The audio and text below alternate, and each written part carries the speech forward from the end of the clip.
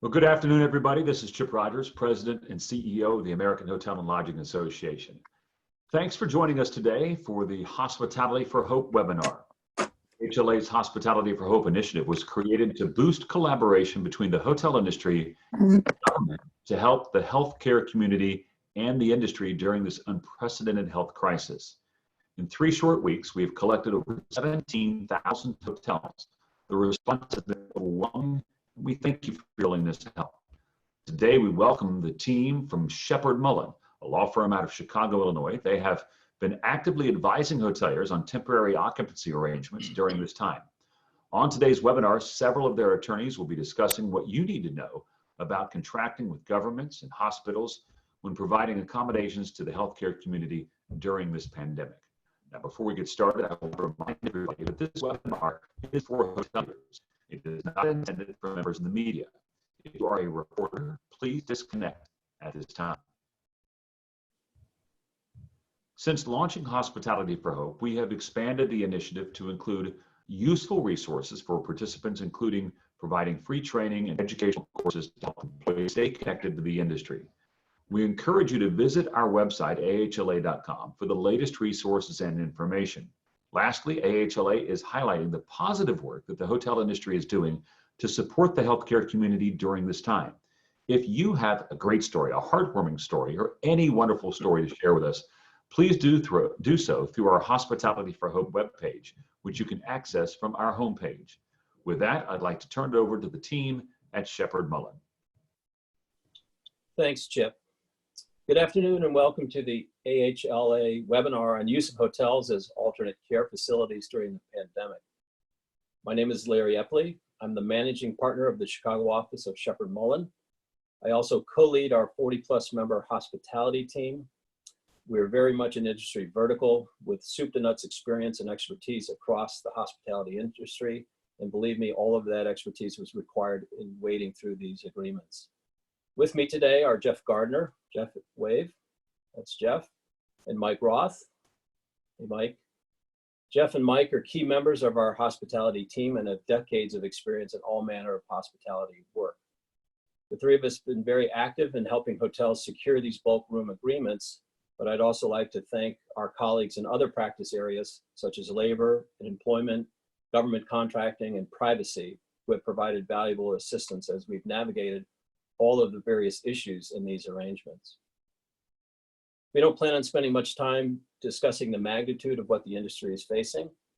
Everybody attending this webinar is knee-deep in it and probably doesn't need any more reminders. Having said that, a little context is helpful.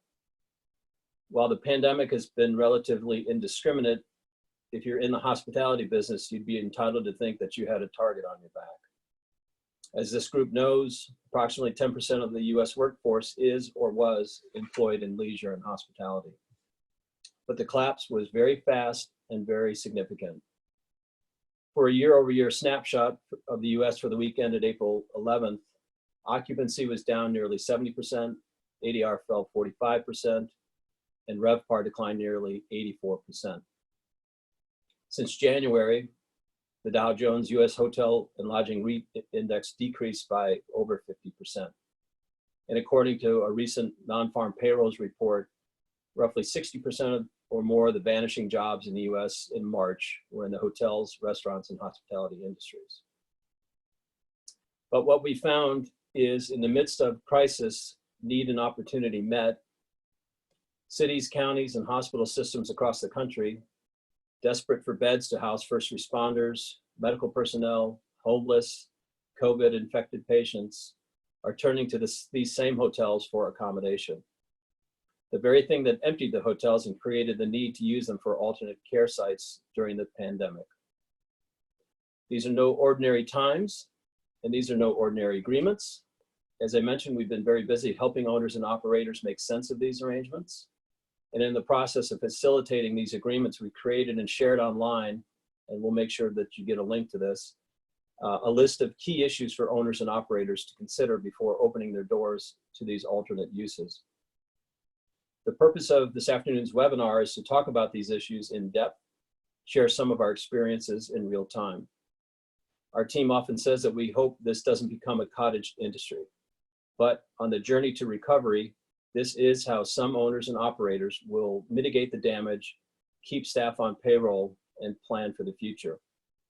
Our goal is to leave 10 to 15 minutes at the end for your questions and answers. There's a button in Zoom you'll find, and you can just post your questions there. We'll try to get to them. So let's get started. Mike, I always like to start with you because the question is, where do you start? I remember when some of our first clients came to us and said, hey, we're thinking about doing this. Do you have an agreement? What should we use? And there's a lot of choices, but we started to settle on one particular area. Yeah, I think, initially when you started seeing these agreements, you heard people say, well, I'm going to lease my property to the city, or I'm going to lease my property to a hospital network, or, started thinking of it in leasing terms. And I think pretty quickly on, we decided that the best way to think about this wasn't as you're leasing your property, but more that you were just entering into a bookings agreement like you would for any other group that comes in to book a group of rooms, or in this case, oftentimes the entire set of rooms in the hotel. Because conceptually, that's kind of what these agreements end up looking like, is you're just renting out room space to an entity that is, needs the rooms to house people. So, I think that the other reason for that, and we saw this pretty quickly, is that in many places, you do not necessarily want to be in a lease with a government agency, right? Government contracting has its own set of rules and requirements. Leasing property to a government agency could be problematic and opens up a whole new layers of issues for you and the government. Also, the fact that if you enter into a lease, the people who are staying in the room may be considered subtenants. And you may have an issue with that if they're subtenants, because they may claim some kind of tenant's rights. And you could be in a situation, this is not uncommon in many states, where the states or counties or cities have said there are no evictions right now. And if someone claims they're a subtenant, guess what? You may not be able to go into court and evict them. So you could have someone staying in your hotel longer than you hope. And Mike, staying with you, it's also the case that even the city or the county or the hospital systems weren't even sure what form this agreement should take. I know a lot of cities use vendor forms, and you have to be a certified vendor or a qualified vendor. And the reality is a lot of that just didn't really work. Yeah, I mean, unfortunately, you're in a situation that people are just not ready to kind of think about these things, right? The municipality or a government leasing property, leasing a hotel, or even booking rooms is pretty unusual, right? There's no form that fits this. And what a lot of government agencies have is their standard procurement form. And that doesn't really fit either, right? That's great if you're selling products to a government agency. You understand you're getting into that relationship. It doesn't quite fit, I'm occupying real property with people. So I think you saw, pretty quickly groups and entities start to, okay, this form doesn't really work. Let's figure out what does. And Jeff, just sort of generally speaking, how have these negotiations gone? Have you found people trying to posture and gain leverage like in normal negotiations, or has this been more of a speed to execution drill? This has definitely been more speed to execution in my experience. There, excuse me, both parties are trying to get this done, from the hotel perspective, to make sure that, they've got money coming in and they're participating in sort of the effort to help. And then, on the side of the cities or the hospitals, you're making sure that they've got these rooms lined up for patients go as quickly as they can. So, everyone generally has been, let's get this done. It's been a very collaborative process. It hasn't been a lot of taking positions just to, take a position because you can. Of course, in some jurisdictions, the right to commandeer the hotel sort of lurks in the background, doesn't it, Mike? Yeah, I mean, definitely early on, one of the shocks I think that we saw, from the legal standpoint, was one of I think the California governor order fairly early on in the pandemic that gave the state and counties and government agencies the power to, directed agencies to go negotiate and try and find hotels and similar places to be used as alternate care facilities, and said if they were unable to, they had the power under the State Emergency Power Act to commandeer properties. And that's obviously, if the state can take your property, and as of yet, I haven't heard of that actually happening, But certainly, you know, with that backdrop, I think you're incentivized to get to an agreement as opposed to having that hammer standing behind you. Jeff, a lot of owners are concerned about whether they have any leverage in negotiating something that makes sense for them, that they're comfortable with, but that's not really been the case, has it? No, generally, you know, the owners have been able to protect themselves on the things that they care about most. You know, as the process has gone on and the, you know, cities have become, you know, they've gotten to the point where they have sort of their own forms now and their own ideas for what they want to do.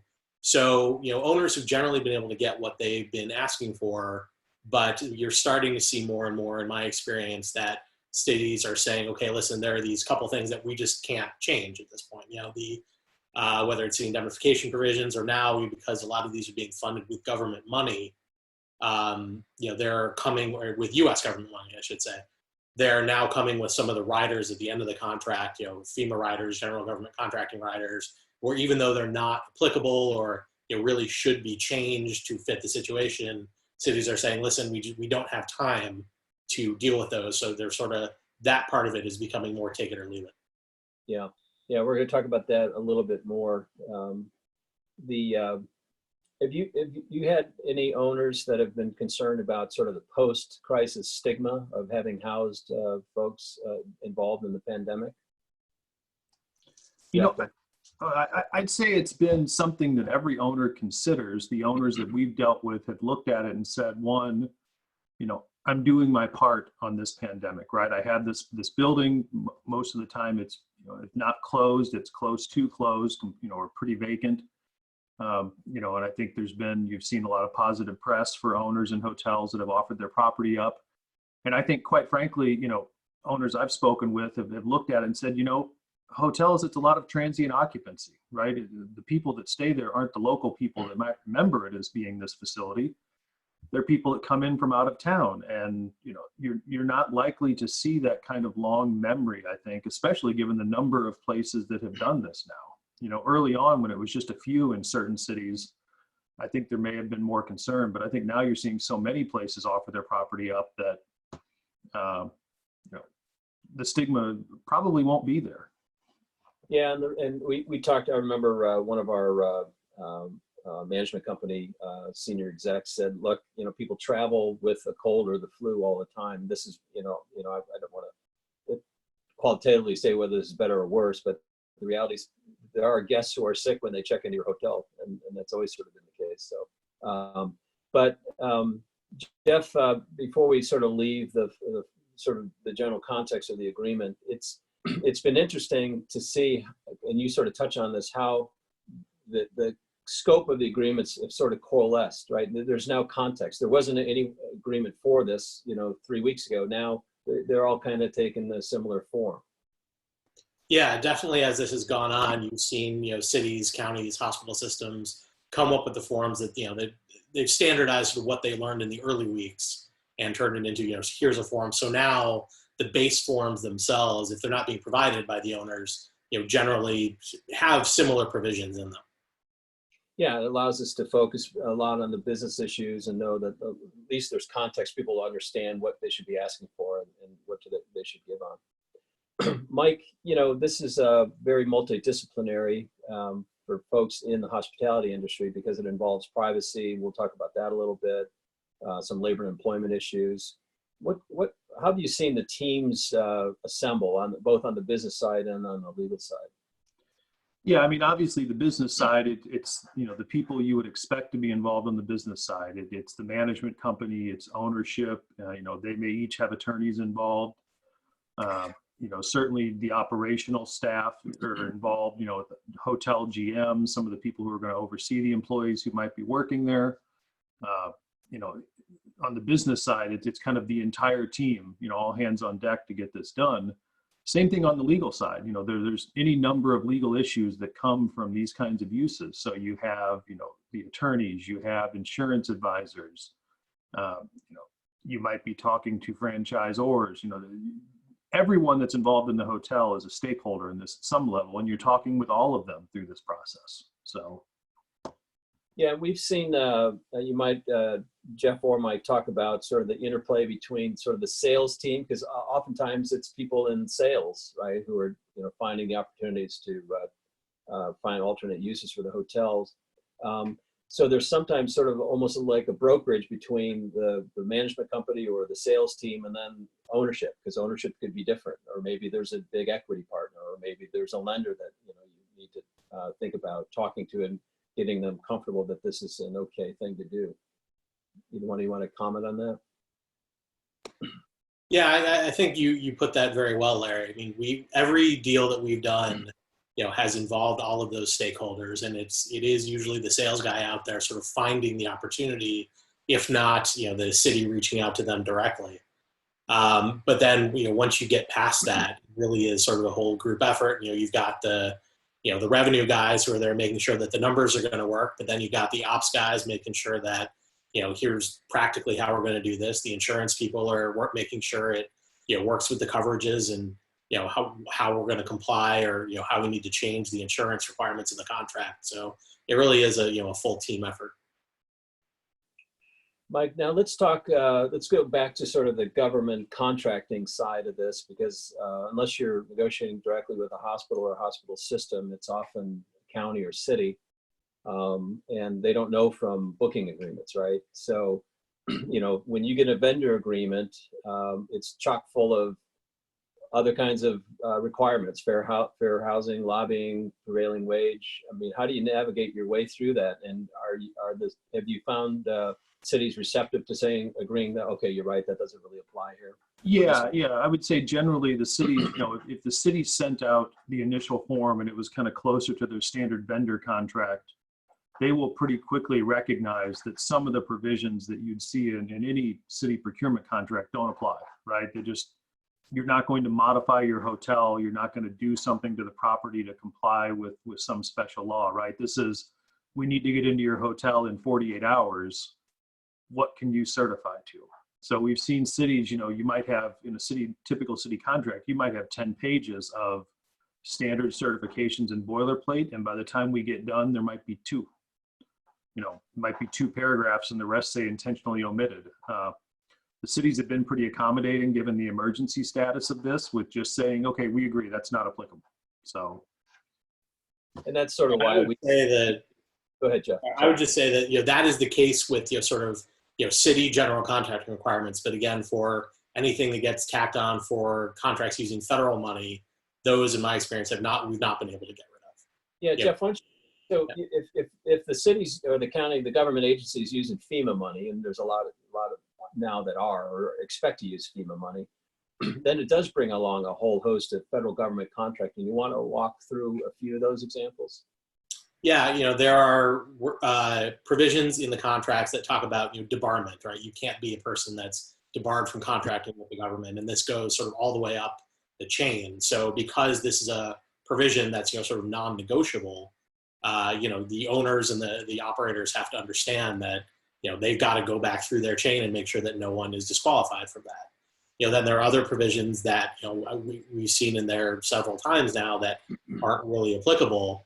They might talk about the Clean Water Act, that you have to comply with that. You have to report violations of that. And, fine, but if you're a hotel operator, you probably aren't going to have a lot where that's going to be an issue. But those are nonetheless in the contracts, and sometimes they're very broadly worded, and even to the point where they're not applicable, but there's not a lot you can do about that. Yeah, so you're sort of, in some respects, left with, and there's usually not a whole lot of time to do a whole lot of negotiating over this. Somebody told the negotiator at the city, look, you have to have this federal rider. It's got to be in there. Otherwise, we risk not being able to use FEMA money. So you're sort of stuck. And you sort of flip into walking the client through what all of the provisions mean, right? And just sort of say, it is what it is, and here's what it means. And if you want to be safe, you can go search names of your ownership to make sure they're not on the prohibited list. And it's about all you can do, right? Yeah, and it's really just, here are the red flags. Here are the most important things you need to look at. One of the other things you'll see a lot is that because it's government funded, these are terminable, sort of at any time, right? And there's not, it's just a risk you have to run when you take some of these contracts funded with government money. Yeah, But and we'll, overall, for these provisions, you're just, giving, here are the highlights, here are the red flags, here's what you need to know. Mike, there's, have you found much useful guidance for any of this stuff, either through OSHA or the CDC, or are they not really on point? Yeah, I don't know that they're so much on point. I mean, obviously they have guidance for cleaning rooms and dealing with people who might be COVID positive. I think in talking with the hotel operations teams, a lot of that guidance and stuff that you have to think about in the contract, they're already doing with hotel rooms, right? The owners I know, they're already operators I know, every hotel room potentially has a COVID patient in it right now, right? And to the extent that someone checks out, they might let the room sit for 48 hours before someone goes in, or even longer.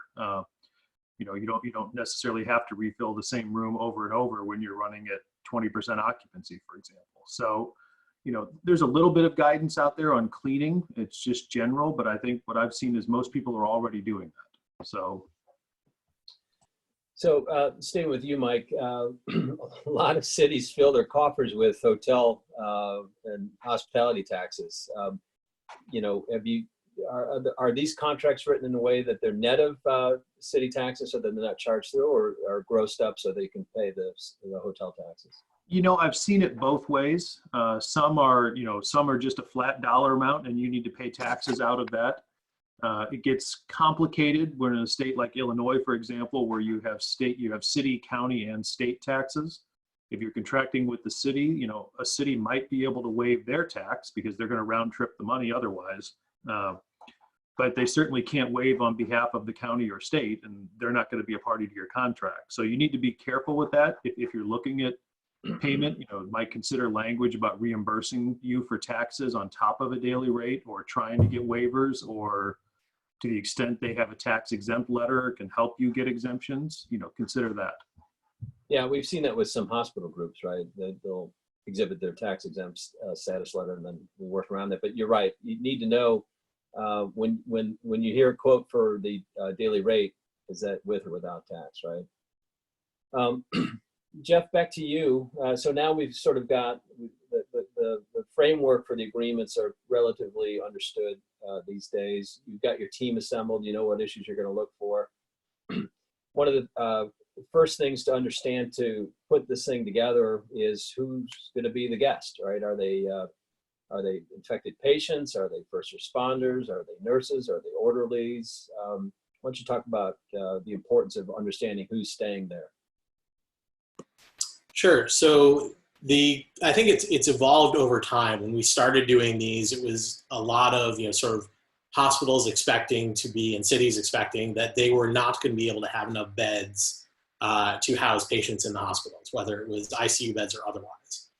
We've all seen that the hospital has been doing a great job of, ramping up their ICU capacity and sort of increasing the number of available beds to treat COVID patients.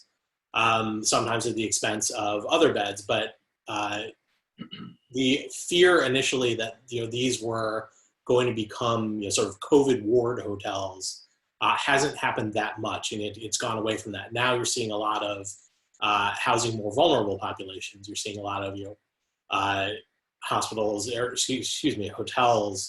that are going to be housing homeless populations and mentally ill populations, people or who need to be quarantined, don't otherwise have a place to go, or first responders who don't, want to make the trek, back home to to the suburbs, or, just don't want to be in the position of infecting their families. So it's changed in that respect who they're housing, but the contracts then have to follow that. The contracts, we're going to be housing medical patients, whether they're COVID or otherwise, you need to be real specific as to what responsibilities you're going to do and what you're not going to do, right?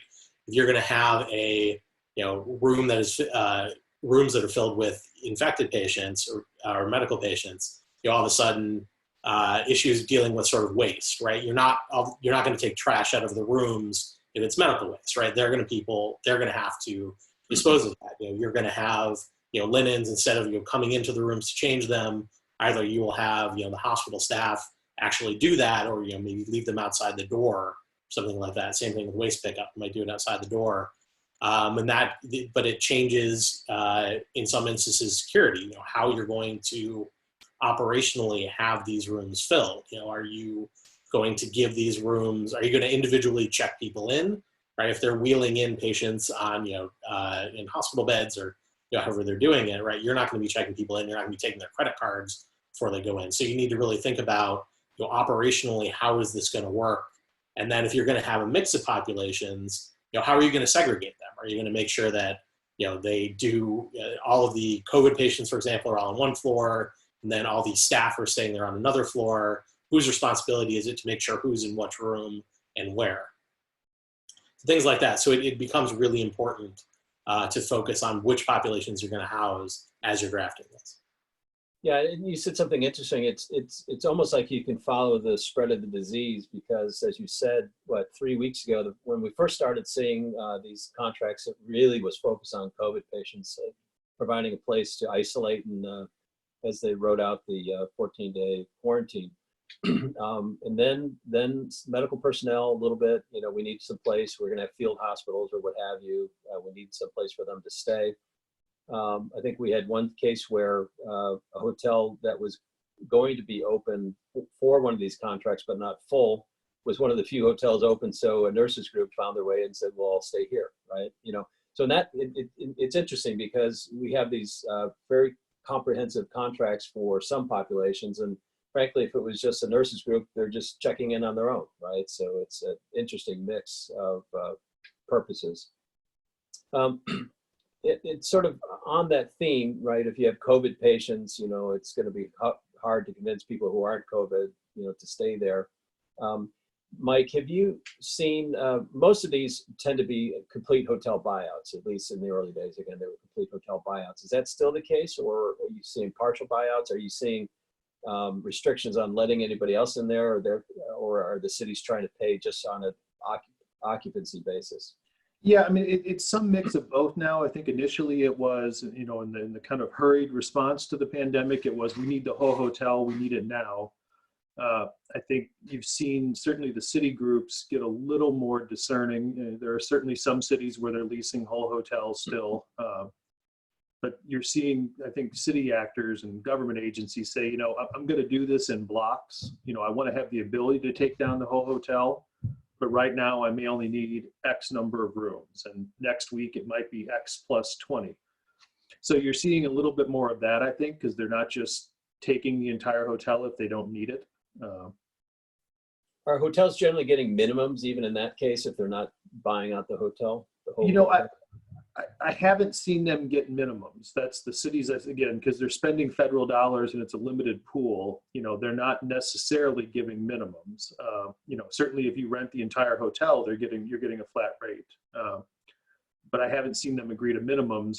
Quite frankly, the hotels we've seen, which have mostly been in the major cities, there's not a whole lot of guests in the other rooms to begin with. So, it hasn't been a big loss to say we won't rent other rooms because the business travel and tourist travel is non-existent. Yeah, I, however, the other day did see a contract that was a city contract where they would agree to a 50% guarantee for what they sort of agreed was going to be their max takedown, except during the ramp up and ramp down period. So during the part where they're actually ramped up, they said, we'll guarantee you 50%. But there's problems with FEMA dollars being used to pay for unused rooms, so they couldn't go beyond that. Yeah. So a little earlier, we talked about the importance of putting together a good team. Somebody from operations or somebody who really understands the particulars of a particular hotel's operations, it's really important, right, in negotiating these things, because you have to think about staffing levels and cleaning and front desk. Are we running the front desk? Who checks in guests? Who's producing the keys? If they're medical patients or COVID patients, you've got potentially disclosure issues.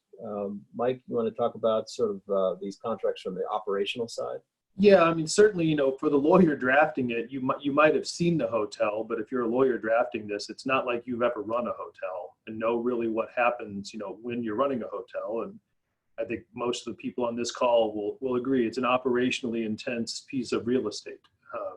So certainly having the people who are going to operate it, providing advice, providing input, oftentimes, we're dealing on the lawyer side, we're dealing with a lawyer at the government agency or at the hospital system who also doesn't usually do these sorts of things. So, it's very important to understand operationally how things are going to work. You have to think through, are you going to have access to any amenities? If the city's going to have staff there, can they use the fitness center even if the guests cannot? You need to understand how the check-in and check-out process is going to work. Are you going to have the front desk open? Are you going to have employees that come by and clean common areas? In many of these hotels, are you going to have food service, right? And how is food going to be handled? So all of those things, go into your contract. You have to understand them. And you need the operations folks to really weigh in and say, here's how this is going to work in practice. And here's what's important to have in our contract. And here's what we'll deal with in the field. This sort of goes back to who's the user, right? I mean, if it's recovering COVID patients, they're probably relatively isolated, probably security on the floor to make sure they're not moving around. All amenities are shut down. Most of the consumables, maybe, certainly the mini bars. You have to think about turning linens and terries if you've got sick patients. Who's gonna clean the rooms? Who's gonna interface with the guests, right? It could be a mix of hotel staff doing just sort of basic hotel stuff, and maybe the operating engineer, and then all healthcare workers, right? But if it's first responders and nurses and orderlies, it starts to look more like a large-scale booking agreement, right? Maybe you do 3 turns, and maybe some of the amenities, maybe the business office is open so people can use a computer or something like that.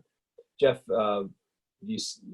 that's been your experience in terms of operations? Yeah, I mean, that's definitely right. The patient population, or the hotel guest population, determines how you're going to run this. You're going to, even down to, if you have patient rooms, then, we've had, hospital assistants say, listen, you have to take the, latch chains off the door, right? We need to be able to access this. We can't have patients being able to lock us out of their room. So, we've had to disable that. They'll, of course, pay for you to put it back afterwards. But, it's really even the little things that you got to think about when you're doing this. Are you aware of much prep work being done on some of the rooms? You mentioned taking the chains off, and I mentioned emptying the minibar.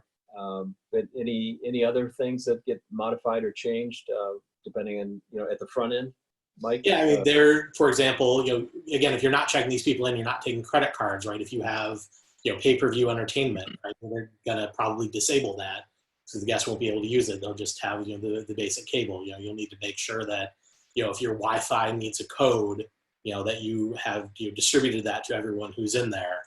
If you have, the keys we've talked about, who's going to be distributing those, if you have patients, right, you don't want patient names, right? So you don't want your front desk system to have the names of patients who were there staying at your hotel. That's protected health information under HIPAA. So, in those instances, you've sort of just been batch issuing keys to the hospital systems. They've been keeping the master list of who's in what room.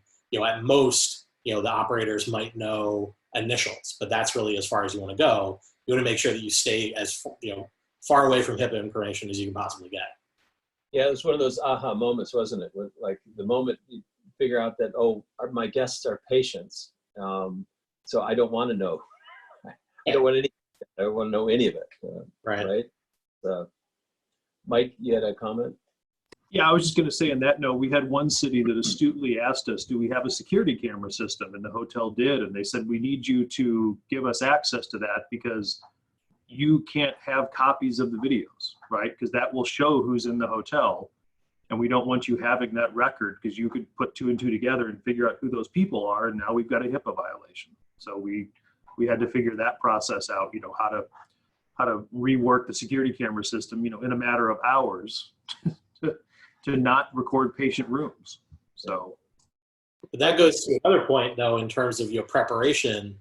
So a lot of these contracts, particularly if someone is taking over the whole hotel, you have to talk about training, right? These are people who run a hospital. They don't run a hotel. So how are you going to run, the HVAC system, right? How does the fire alarm system work? How are you going to handle that? So, the training requirements have also been a part of this where you have a whole hotel takedown that all of a sudden you're not running. Yeah. Mike, back to you real quick. Talk a little bit about food service and sort of the variations on the theme that we've seen. Some 3 squares a day for patients and grab and go for first responders. Yeah, I mean, we've seen, some the cities or agencies are providing all the food and we take a hands-off approach. Others have said, you have a nice kitchen facility. Could you recall your kitchen staff and provide food for the people, 3 meals a day on kind of a box lunch basis.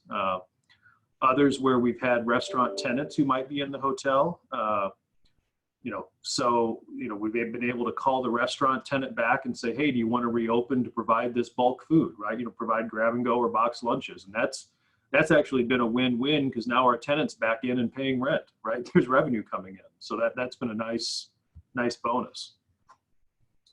So the union had their own thoughts about how things should operate when the whole hotels are being turned over. There's they still sort of are of the view that they're supplying the manpower, even the food and beverage, right, Mike? Yeah, I mean, I think at a minimum, if you're in a union hotel, you have to bring in, this is one of the council I forgot to mention earlier, but you have to bring in labor council to look at the collective bargaining agreement because not surprisingly, a lot of collective bargaining agreements say if you have people within this premises providing any of the things in the following job classifications, they'll be union employees, right? And if food service is one of those categories or housekeeping is one of those categories or linens, all of a sudden now you have city staff doing that or you have city staff contracting to do that. You might have a real issue with, with some kind of unfair labor practice claim down the road. So I think the unions fairly quickly acknowledged that this was a unique situation, and some of the major cities I know you saw kind of standard riders come out with what was going on at each hotel, but that was definitely a consideration we had to think about. Yeah, sometimes getting a premium for work, and sometimes a lot of the side letters are we can't force people to work with COVID patients, and then extra sick time and extra health benefits and sort of, but even that sort of starting to coalesce into here's what the expectation should be relative to a union operated hotel. Yeah, I think so. I mean, I think you've seen them kind of trend, kind of like the agreements themselves. I think you've seen them trend towards kind of standardizing their response. So, and quite frankly, in the cities we've seen, the union is happy to have some people back at work, right? That, just like the hotels, the union workforces and employment workforces have been decimated by this too. So, yeah, putting people back on payroll certainly is a good thing. Jeff, have you encountered any issues with brands in these? I know a lot of, it seems to be a lot of independents entering into these contracts, but have you seen some encounters with brands?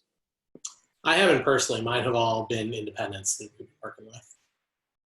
Mike, have you any brands or soft brands? Yeah, I mean, mine have mostly been independents. I had one soft brand, but that was just a bulk rooms agreement with medical staff. I mean, we weren't housing COVID patients. The COVID patients had been more brands. I've heard that some of the brands have guidelines for doing this. I haven't seen any of those, but I've heard that those may be out there. So, certainly brand interaction is part of the discussion that you have to have, because to the extent you're doing something that's not in keeping with brand standards, you want to make sure that you're running this up the flagpole and getting sign off.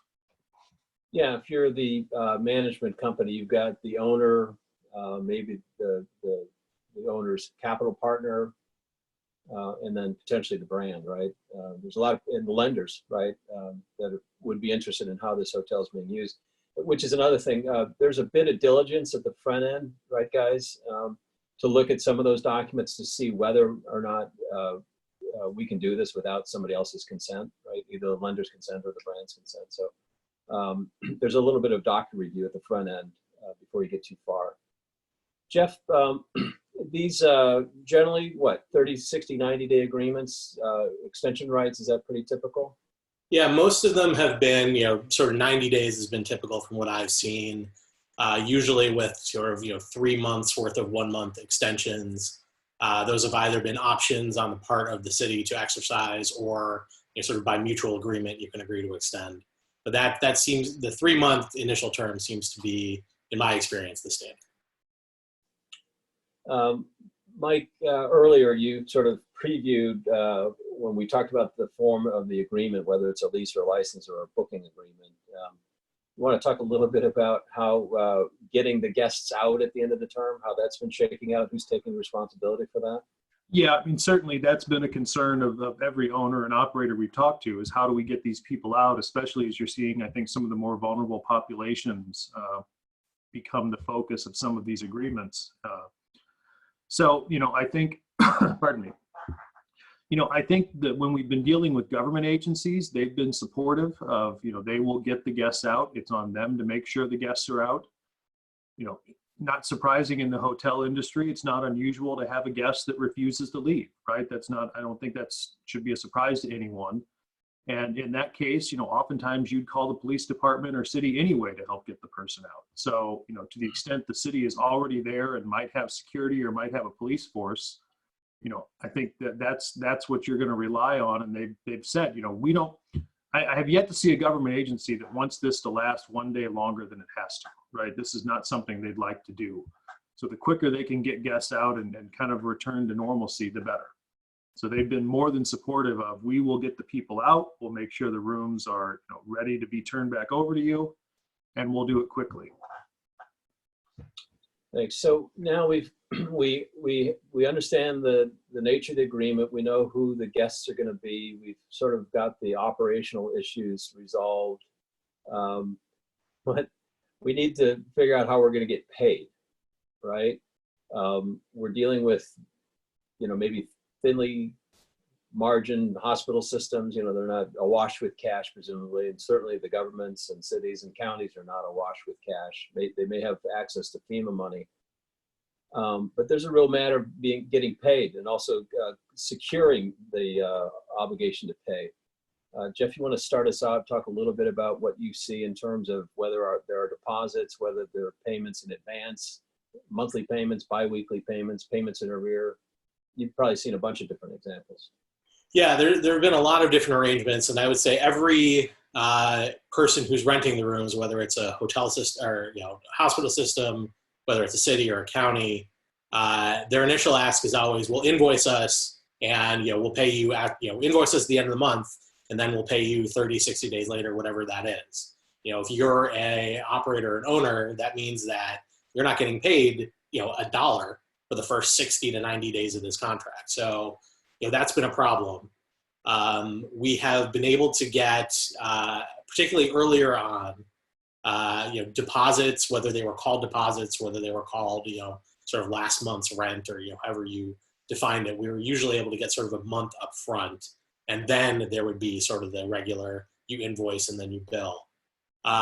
It gets harder to do, the advance payments when you're not taking down the entire hotel, particularly right away.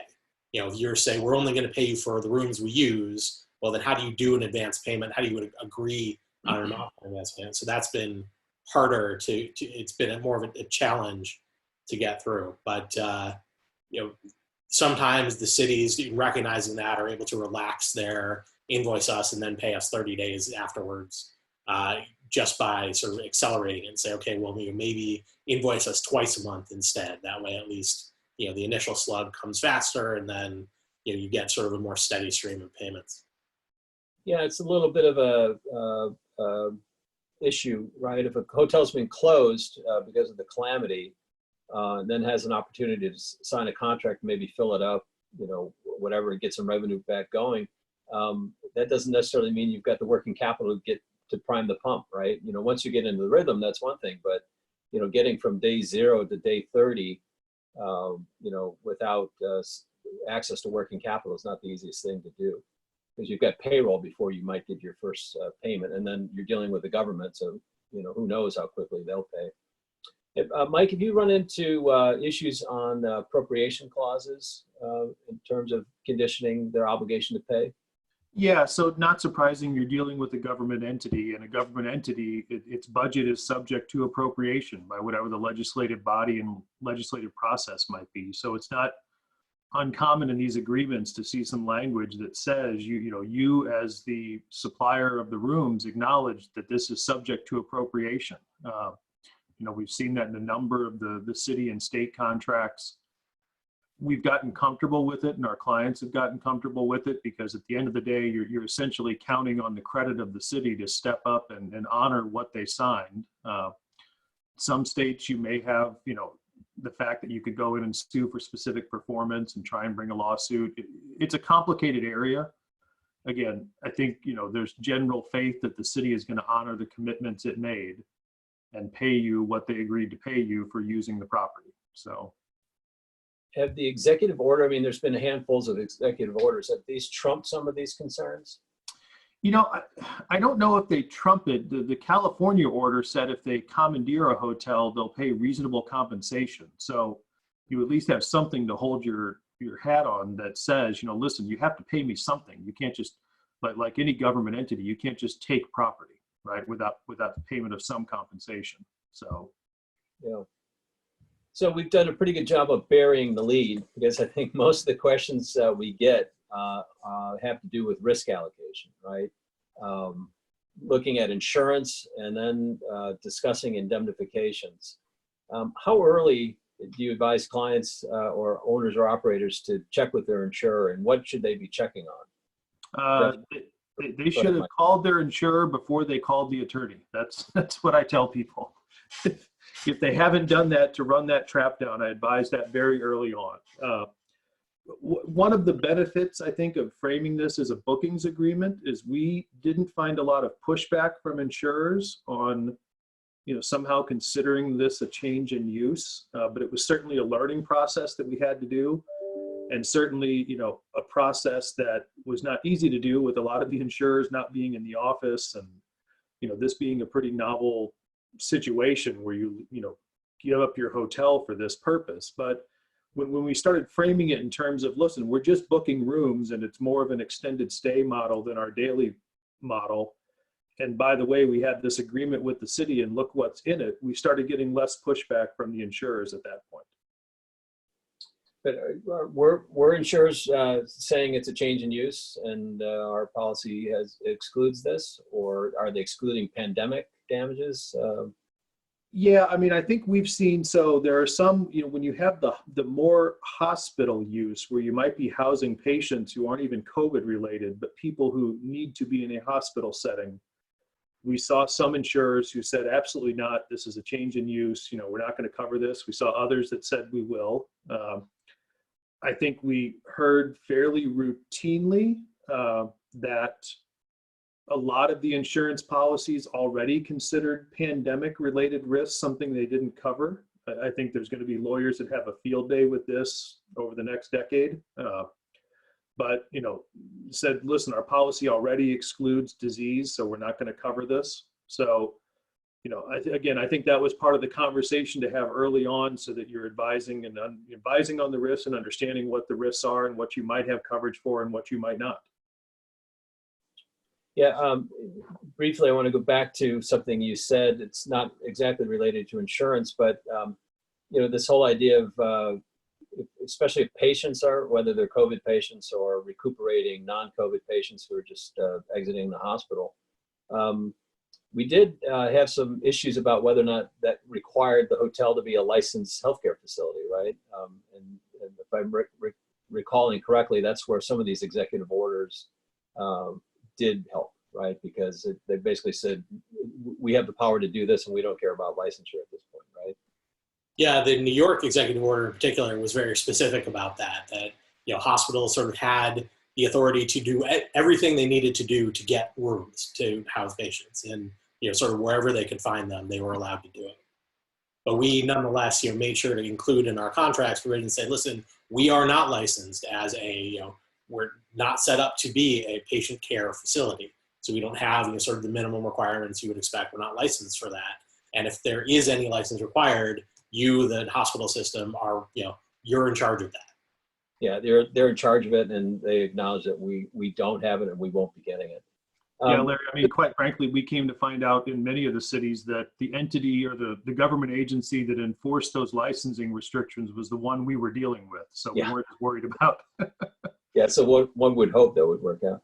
So, Jeff, back to you. So we talked a little bit about insurance and how important it is and to understand what your insurance view of this is. But there's also a lot of discussion about indemnification provisions. And a lot of times it's because, nobody really knows, from COVID, right? They just don't, you can have my hotel, but I don't, anything related to COVID, I'm not taking any responsibility for that. So that's usually gets sort of allocated in cross indemnification provisions, right? And even though it's hard to know what it really means, most of the time the government or the hospital is sort of accepting that exposure and for whatever the indemnification is worth. Yeah, generally the indemnification here has been very broad in favor of the owners and operators. Basically the operators and owners are going to take responsibility for things that damages they cause through their gross negligence or willful misconduct, but otherwise sort of every other liability or damage is going to come off of this generally is going to be covered by the hospital system of the city, particularly in hotels where you are housing patients. We made sure to put in language that was sort of very broad. They said, listen, if anyone gets COVID as a result of this, this is on you. And in one instance, we had, the city, or I remember the city or hospital push back and say, okay, well, what if you directly caused the COVID? And that, well, I don't know how you could prove that the owner's personnel somehow directly caused someone to get COVID, but we said, okay, listen, if you can prove in a court of law by a final non-appealable judgment that it was this particular person that caused that person to get COVID, then fine, we'll indemnify you for that. And, the client was okay with that because, there's no way actually to prove that, but that satisfied the city's need to say that, okay, we've got a backstop in case they give one of our people COVID. Yeah, kind of silly in a way. I wonder if the CDC would agree that that's even possible. Mike, we'll wrap up the indemnification discussion talking about sovereign immunity issues. I know that's been a concern for a lot of owners and operators. How does sovereign immunity sort of factor into the broad indemnification that Jeff just negotiated? Yeah, so this has been an issue on the government contracts. A lot of government entities, and this is very state specific, and your lawyers have to look at this on a state by state basis because there may be a state statute that limits what a government can provide in terms of an indemnity. I found the government attorneys generally know what they can provide and will say this is as much as we can do, and then they'll give you the statutory reference and you go look it up, and sure enough it says that's what they can do. But, we've seen in some states that while they have sovereign immunity for tort claims, so, if somebody in the scope of their employment hurts someone, they've got potential sovereign immunity. Generally, I think we've seen that contractual indemnities are enforceable against the states. That's not true in every state, and some they can't offer them, and some the state constitution even says you can't do this. So it's important to vet that with your lawyers and make sure you understand what they can and can't give you. Again, ultimately, at the end of the day, you're counting on the city standing behind its obligations. And, I've had at least one owner say, listen, the chance that I ever sue this city is pretty minimal, right? I'm counting on them stepping up and honoring this. So, but it's definitely a concern, definitely something you have to vet and think about. Thanks, Mike. So we've got about 6 minutes left. I'll see if I can wade through some of the questions and answers, or the questions, I guess. You guys will provide the answers. Let's see. Any legal recourse for those hotels that had FEMA numbers, for example, and the government choosing non-FEMA hotels to choose to do business with? I'm not sure what the question is. Yeah, I haven't seen anything on that issue. I mean, it's been, in the cities we've dealt with, there's been no distinction between FEMA hotels and non-FEMA hotels. Here's a good one. What has been the common rate for rental? So it's all higher early, not as high today, right, Jeff or Mike? Yeah, I think it's been dropping. We've seen sort of 109, 119, but I think it's in some cities it's been as low as 59, 79. So it's it's been going down, and they're not high rates, but they are decent rates. Yeah, that's generally what I've seen. Like Jeff, that the rates have been dropping as more and more supply comes into the market. So Here's a question, another FEMA question. Do you anticipate FEMA being activated? I haven't heard of this yet. no, I think the references we've been making to FEMA are more the funding mechanism, I think, for the funds to get to the cities and states. That's, at least that's how it's been explained to me, is that the funds the cities are hoping to use, may very well come through a FEMA disbursement, emergency process. So Yeah, you have to have these FEMA riders. This came out of the White House about a month ago or something, right? It was one of the declarations the president made, and principally to get access to the FEMA money, which is why we're seeing FEMA riders on all the most of these contracts. Here's one. Even if you use a booking agreement, the towns and states will not give indemnification or additional insured status. Insurance carriers are asking for this protection. Well, we're actually seeing it slightly differently, right, guys? We are getting indemnification. We are getting insurance resolved. Yeah, again, it's state specific, I think, but in the cities we've dealt with, we've received some kind of indemnification and or insurance from the city in every case. Here's two questions, pretty similar. So I'll read them both and we can answer them together. If you operate an isolation center, so presumably you had recovering COVID patients, should you close all other outside guests? And the second question is, if we have 80 rooms and a hospital only needs 20, should we only allow them to have an all or nothing approach? We're concerned about having COVID patients and regular guests in the same room.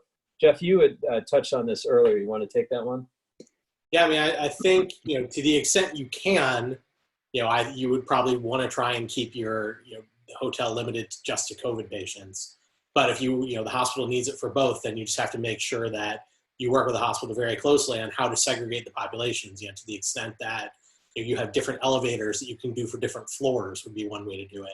Making sure all your COVID patients are on one floor, all your other patients are on another floor, staff on another floor. And, there's no way, if you have key card access, for example, that the keys to one floor will work on another floor. So you have to really think about, how you're going to manage it. But, there certainly are ways to do it.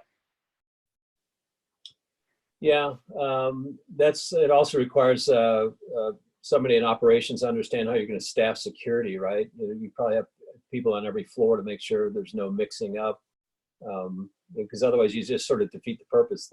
You defeat the purpose of isolation once you allow them to non-isolate, right? Right. Let's see. Here, taking in homeless populations or a hospital population could conceivably change the exposure that the insurance company originally anticipated. As a result, carriers can cancel the insurance midterm unless indemnification. Yeah. So we've looked at this a couple of times. Definitely want to get in front of your insurance companies pronto, and the best you can describe what you're planning on doing. And I don't think their first answer is necessarily the final answer, but you need to get that resolved, because you're right. You don't want to be left empty-handed. Here's a comment, I guess. IHG recommended if we do isolation center, we need not accept other guests. Yeah, Jeff, that's sort of your point. You can maybe do it floor by floor, but if you can do a entire buyout for COVID patients, that's probably the safer thing to do. Are you seeing hotels bid on this via RFP with the city, or is that uncommon? We were getting calls from users looking to see if we had clients who might be interested. So I don't know if it's gone the way of RFPs. I think it's just they're probably not, most cities, it's too convoluted, too long, too lengthy, too many front-end requirements. I don't know, Mike or Jeff, that you've seen any RFPs used to get these hotels lined up. I think San Francisco has adopted some kind of short form RFP process.